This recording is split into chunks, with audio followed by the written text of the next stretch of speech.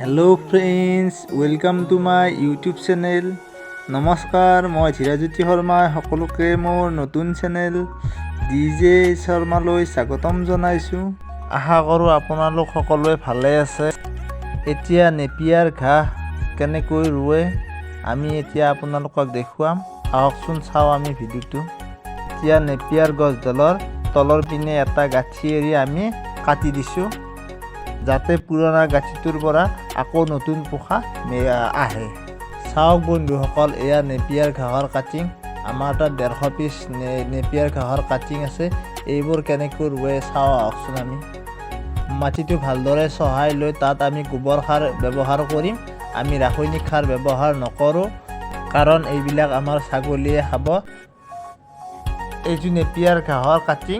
ইয়াত দুটা পোখা আছে আৰু কিছু সংখ্যকে নেপিয়াৰ ঘাঁহটোৰ এই যোনটো আমাৰ পাপ আছে, এই পাপটো তাৰমানে থিয় ৰুৱে।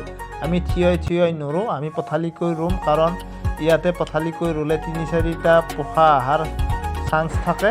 আমি নেপিয়াৰৰ প্ৰত্যেকটো কাটিং 2 ফুটৰ মূৰে মূৰে ৰুম, কাৰণ এই 2 ফুটৰ মূৰে মূৰে ৰুলে বহু দূৰলৈ এই নেপিয়াৰৰ পোখা আহে। গতিকে আমি 2 ফুটৰ মূৰে মূৰে ৰুইছোঁ। আপোনালোকেও 2 ফুটৰ মূৰে মূৰে ৰুবলৈ চেষ্টা কৰিব।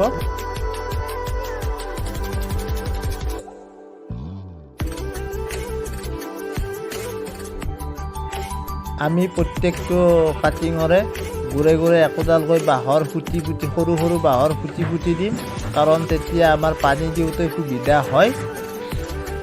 চাওক বন্ধুসকল, আমি প্ৰত্যেকটো কাটিঙতে একোটা সৰু সৰু আমি খুঁটি দিছোঁ, তেতিয়া আমাৰ পানী দিওঁতে সুবিধা হয়।